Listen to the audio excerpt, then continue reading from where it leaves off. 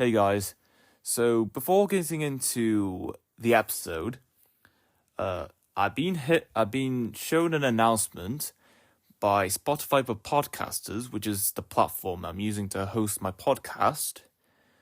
They announced that, and before I mention this anymore, this is currently speculative. I'm not sure how it's going to go down. It's all new to me. I'm trying to get my head wrapped around this. So, Spotify for Podcasters and Riverside.fm have been doing a partnership for since 2022. That's 2 years now.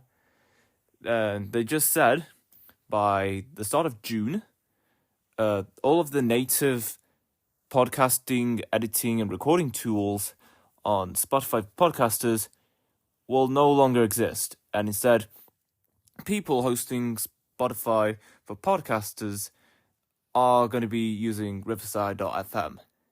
Now, this is from my experience, and I know people who've used River FM have said great things about it, and seen great things about Riverside FM myself. However, there are just some things that I have to address for myself in terms of my experience. When I started using River FM for one of my guests, a couple years ago, there were a couple of technical issues, and I was not able to transfer that recording on Riverside.fm onto Spotify for Podcasters, which back then was called Anchor, one of the two. And hearing the partnership, I have a couple of concerns. Now, I'm excited to have access to the quality tools of Riverside FM for quality podcast recordings in the future, but of course I have concerns. Firstly, will the issues I had with Riverside FM the first time round will also carry on after June first week commencing? And second thing, which is actually very, very big, the recordings I have put onto the library of Spotify for Podcasters before the collaboration merger. From what they said, Spotify Podcasters, everything that you could do in terms of creating your own episodes and storing the recordings on Spotify Podcasters, that's all going to go away. Instead, you have to rely on Riverside FM to do all that. The Spotify for Podcasters only be used for distribution, management, monetization, etc. The more administrative side of things. If the episodes I recorded between now until June have not been released by June, I don't think these episodes would be released, because I am not sure how this collaboration between Spotify for Podcasters and Riverside.fm is going to go down. Again, this is all new to me. I'm still trying to get my head around this, and I'm not sure if I could continue with doing the podcast, whether it be the Alone Show or the Opinionistics.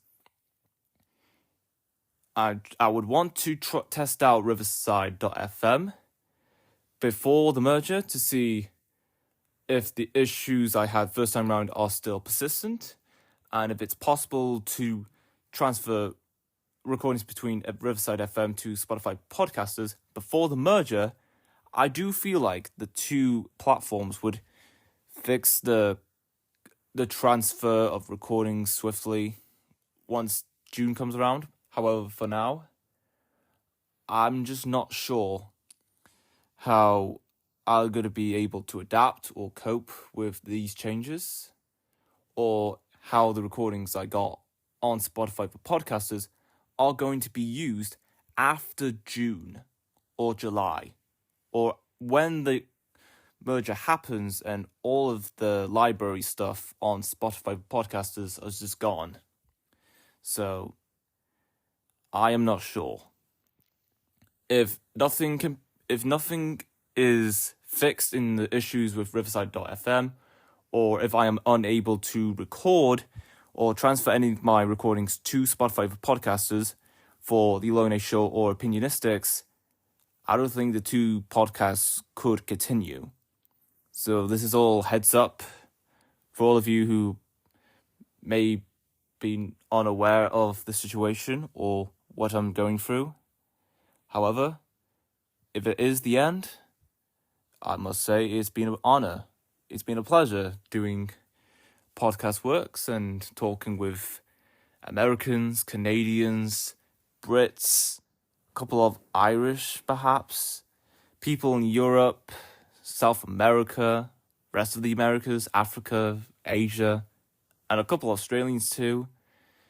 It has been an honor doing podcast works. And honestly, it's quite sad if nothing is going to be fixed or resolved, or if I'm unable to continue doing podcasting, if there's going to be obstacles with the new collaboration between Riverside.fm and Spotify for podcasters. However, with that being said, enjoy the moment we have. Hopefully it all's worthwhile, and on with the episode.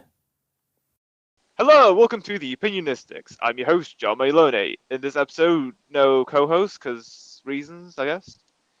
Introducing originally from somewhere in Central Asia, but for 30 years has been British, Chinara Crompton. Yay! Thank you. You're welcome. So, what is it you do? Right. Peter, I was a nanny for more than 2 decades. Studied psychology, and I worked for rich and famous, raising their children for so long. I'm 53, and when I moved to England, I was an accountant, but I've given up and I've become a nanny. Very qualified nanny, I suppose you have to be to raise children. So that's my background. All right then. And what is it that encouraged you to become a nanny, specifically? I have a daughter, so I was a young mom, and I remember when I started working as a trainee accountant, I couldn't collect my daughter from school, and nobody would give me a job, just part-time. So I wanted to be there for my daughter. And I decided to be a childminder at first, to bring through a few children from school with my daughter together. So earn some money and be with my daughter. And I never regret about it, because I accidentally discovered my passion. I never knew. Actually, I'm supposed to be a child carer or working in industry, anything to do with child psychology and child development. So I become a nanny by just looking after children and discovering how much I liked it. Then I packed up my office career and become a nanny. And I suppose because I was possibly a little bit overqualified, I started getting hired more and more, and that's how I become a full-time nanny. Wow. Impressive. Thank you. You're welcome. So, what was life for you growing up? It was good. Peter, you won't believe it. World is so big, you know. I love traveling, and I am from such a remote village in such a beautiful, picturesque place. It's like a dish, surrounded by mountains, and you can see the ice on top. Then you can see the beautiful blue, the green, then lake, then grass, then farms, then rivers, then my village. It's just so beautiful, I cannot express. It is in Central Asia, tucked away, but it's getting very, very popular lately. Last 5-10 years, I hear more and more British and Americans and Europeans love going there because it's on the route of Silk Road, and people like exploring and history. And my childhood was, carefree. For your parents, they don't really know where you are. We used to just bunch of children go and play, and come back when it was dark. It was good. It was good. It was organic food. The education was very good. I grew up in a Jewish village. I think after Second World War, Jewish communities went all the way there to extend where trains don't go anymore. It's just mountains and mountains after that, then China. So I grew up in this village where we had parks and a library and artesian water. Well, I didn't know. I thought it's normal. I only found out how wonderful my childhood was when I left my village and came out to the city, then to England, and started traveling. Then I discovered how unique was my childhood. So Nice. I suppose it's very similar to people grow up here as well in England. You are in England, aren't you? Yes, Peter? I am. Yes, I think you're in Manchester or somewhere there. Yes, you're right. I am from Manchester. Oh, great. I looked up. You have great profile, by the way. Thank you. And thank you for accepting my invitation. And I will stay connected. Because, by the way, I was referred from Canada. Did you know that? I had no idea. Okay, I have a brilliant coach in Canada, and he is a fantastic guy, and we have a whole group of us there, book lovers in publishing, etc., entrepreneurs, and he's my coach. He referred your site and your profile that you're looking for guests for your show. So just to let you know, you're very popular over there, I suppose. Wow. Yeah. That's crazy. I know. His name is Corey Poria. I tell you, if you get into that society, community where I am, they're all crazy. They're crazy mad in a way that they're so intelligent and interesting and quirky. So he referred. And then I was surprised to find out you're not actually American or Canadian. You are British, my neighbor. So. Yeah. What a small world we live in. I know. Just to let you know, you are raising star, or you already star, I think, because that's how I found out about your show. That's nice to know. Yeah. So. Fabulous. So, if you could live anywhere in the world, where would it be? Do you know, I was hoping you will not ask that question because I'm still in the process of traveling. I'm just back from New York, where I went to Washington, D.C., Pennsylvania, New Jersey. I just loved so many places. But I have to be honest, I love England. The more I travel, the more I come to conclusion I would come back to England. I just love the green grass. I love the fresh air, do you know, because of raining all the time. And I just love, I'm so British. Although my accent is very confusing, and I'm trilingual and I'm an immigrant, my heart is in England. I just love it, you know. I love London. I love Herefordshire, Worcestershire, and Scotland, all the parts of UK. I love it. So yes. This is where I would live. Even if it's rained so much, I just love. I love even rain. Do you know, people complain about rain? Yeah. But it's so wonderful, do you know? Our air in Britain is so much fresher than in countries where they don't have rain. So I like it. I would love to come back and live here. I would love to travel and stay somewhere, especially US. I like it, but I would come back. This is where I feel good. This is where I feel home. Fabulous.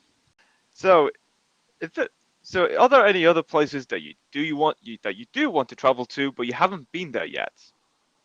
Yes, I would like to go to Ecuador and Galapagos Island, purely for science curiosity.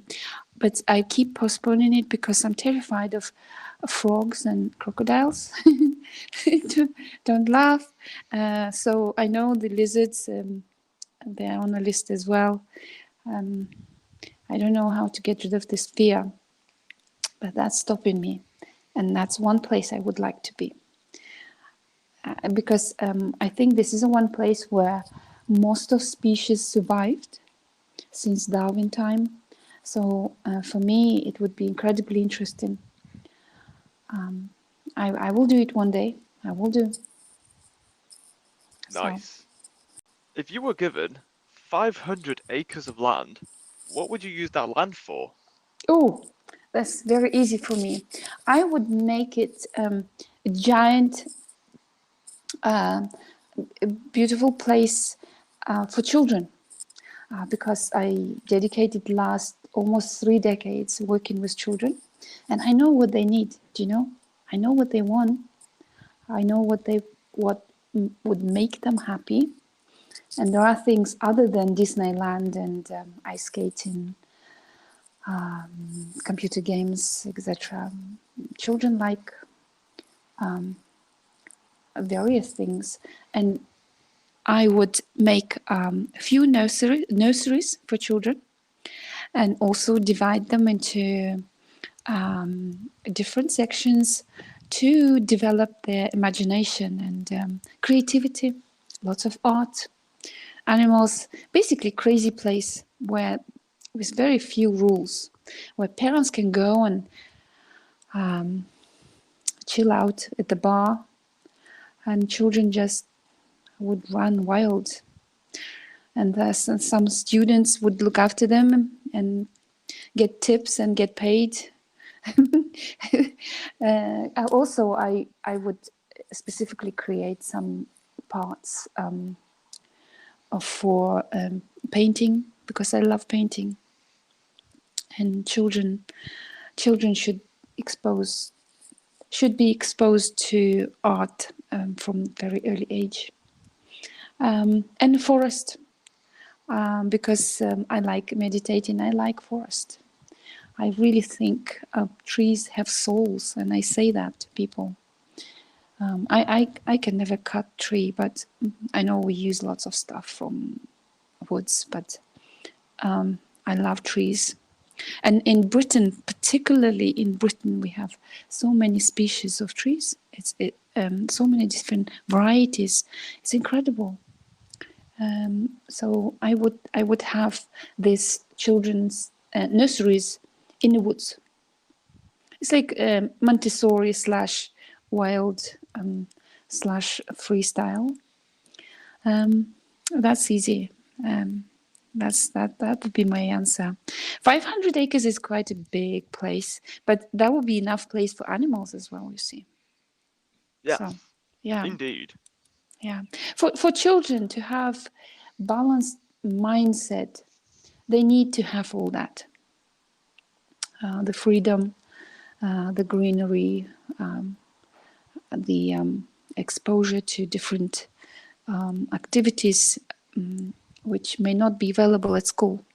So that would be my place. Is there who is offering 500 acres? Can I have no idea. Well, just in case, please remember my name, because I would like to get in on the list of that 500 acres giver. I would beg him, I would write letters, I would bribe him, I would do anything to get it. So, All right then. for the name of children. All right, I will certainly make a note of that. Thank you. Welcome. What was the funniest moment you have had? Funniest moment. Well, funniest moment in my life was when I arrived to England, and I thought my English was good enough to communicate, but I was very shocked how my English wasn't even basic. It was below basic. I could read and write well, but I found out that I couldn't communicate.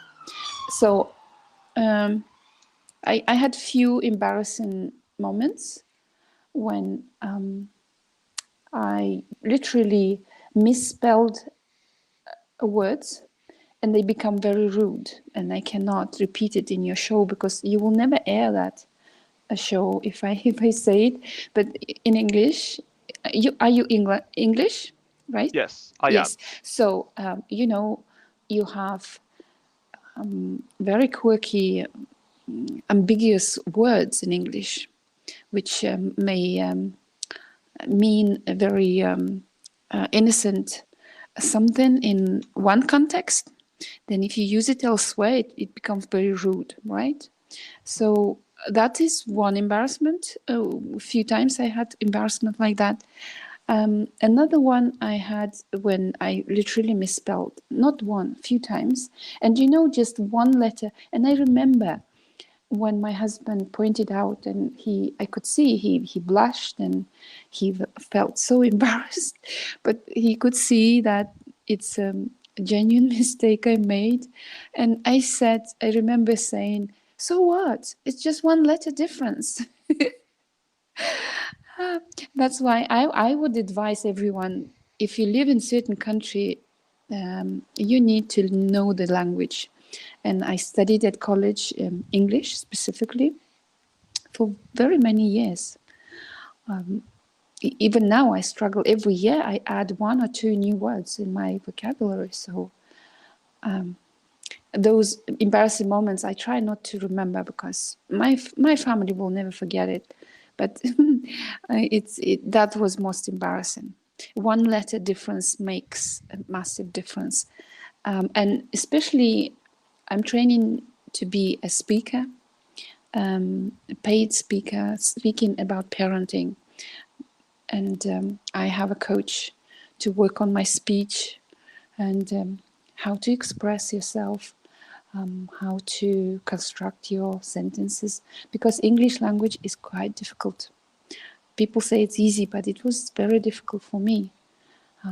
It's my third language. So I would say my most embarrassing moment always lays to that, when I misspelled and I actually pronounced it. And they were so rude, they were sexual. I would like to forget that. Please don't ask again. All right then. Thank you, Peter. That is awful. I know.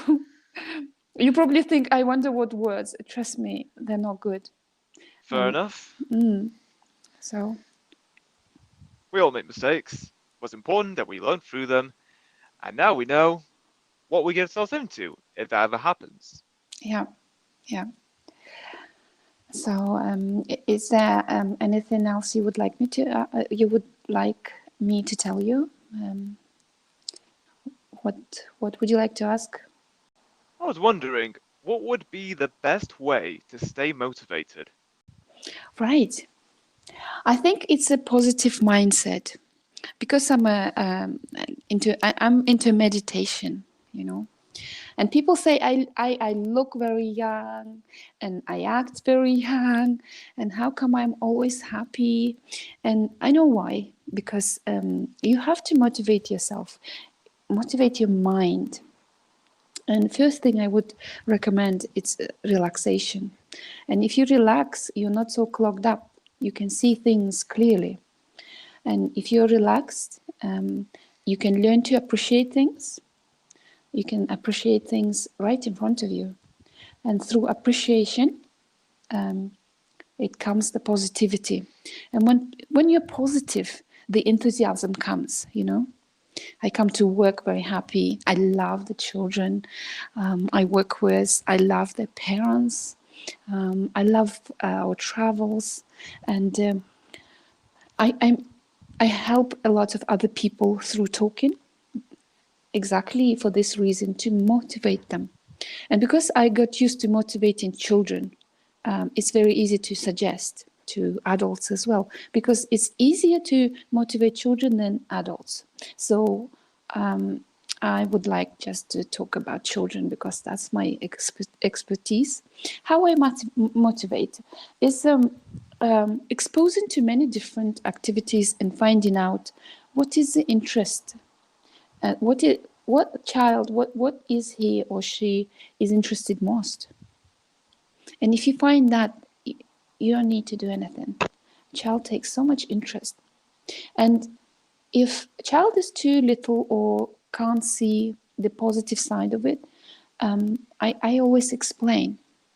Very simple things, even from the minute we step out of the house, I say, look at this sky today. Look at this beautiful sun. Look at these beautiful leaves.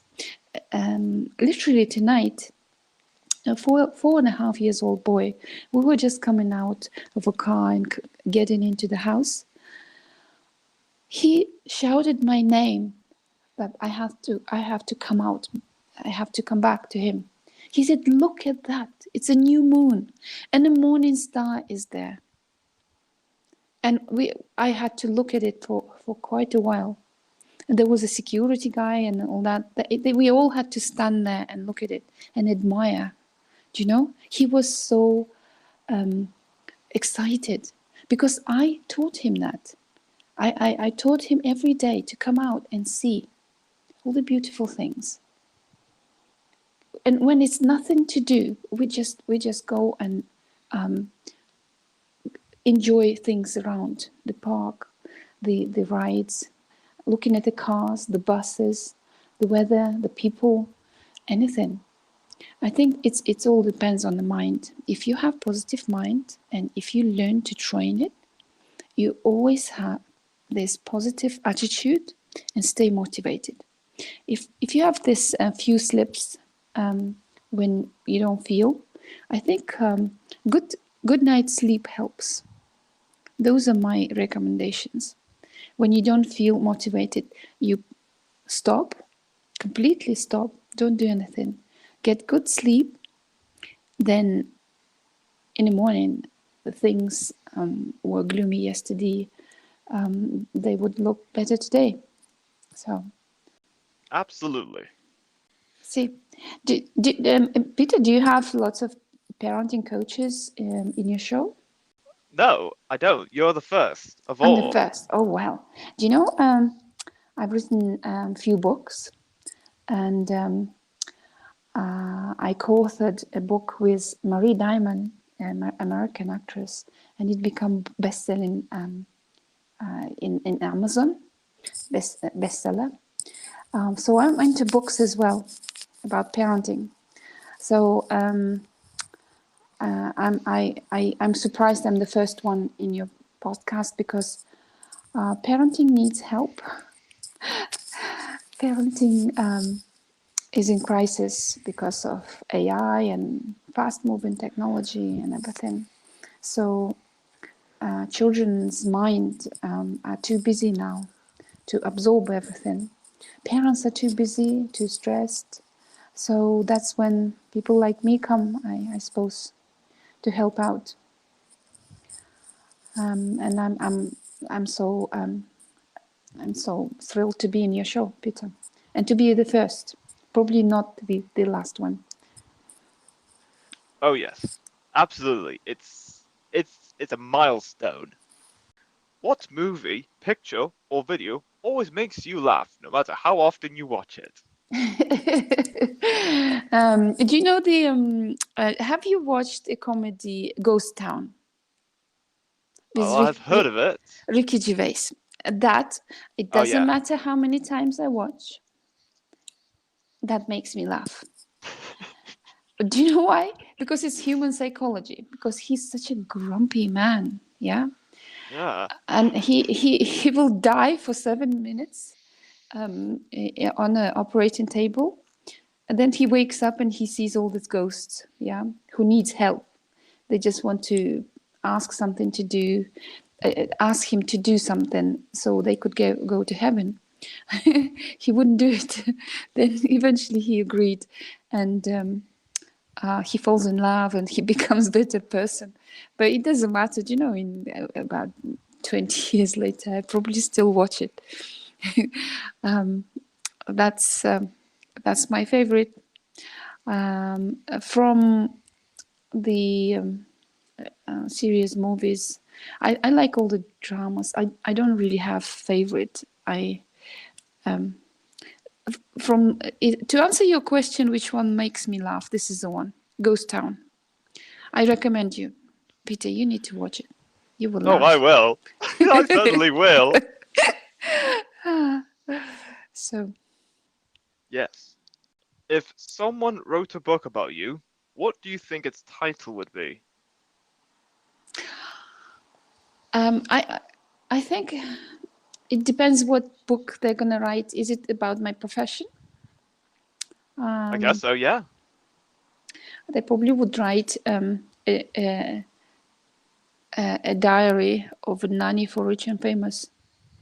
I think that's the thing they would write more. Then the second one, actually, a couple of people said it's extraordinary where I came from, and the surviving in England, surviving in respect. It's always hard to move to completely different world, you know, and being qualified, and when you can't even find a basic job, nobody would give you a job even in a shop. Cultural shock, all that, and going through all that, and being parent, and the title would be I think one would be very funny one. Probably the first one would be about my profession, because everyone fascinated by my profession.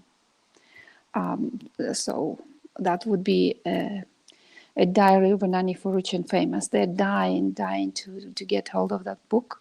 I'm going to publish soon myself.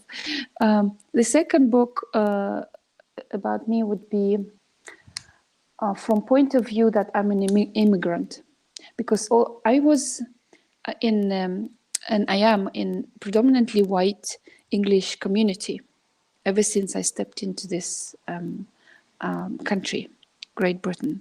So they found it very fascinating, my survival skills and how I can adapt, how I can easily ditch my profession, which I studied for so many years, and enjoy my job as a nanny.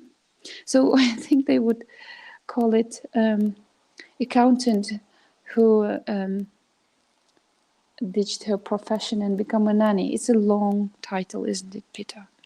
But something like that. Yes. Sweet.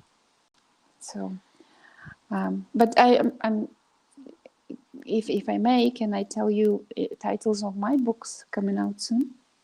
Yeah, sure. Okay, my favorite one is going to come out soon. It's going through editors and publishers. It's called Raising High Achievers by Blue Parenting. It's about parents. I interviewed 120 parents whilst I worked as a nanny for so long. How did they parent their children that they become successful? The book is very interesting because it's based on research, on real life and practice. I lived with successful people. I watched how they live. I interviewed them and I interviewed their parents. That's why it's interesting. It's two generations there. And so I write about childhoods of my employers, then stories of their parents. Well, what is the secret? How did they become successful? What did they do? The incredible part, Peter, was that I always thought, in order to be so successful as the people I worked with, you need to be born in a very well-off family or middle class, whatever you call it. And I was very surprised. Many of them, they were from very humble background. And that was an eye-opener for me. And I decided to write a book about that. And it's very good. If you wonder why it's Blue Parenting is a name of my brand. I had to give a name. So it's Blue Parenting. Blue Parenting is a combination of Eastern and Western parenting. So I coach parents based on all the wisdom and knowledge, based on my practice in Britain, and also my knowledge how people practice in the East. Second book would be A Diary of a Nanny for Rich and Famous. That book is ready for about 2 years. I need to publish it. I've been asked so many times. And 2024 is the year for me. And I'm very excited about it. The first one, which I co-authored with Marie Diamond and become bestseller in US, it's 10 secrets of 10 secrets how to raise a child genius. So I had a chapter there.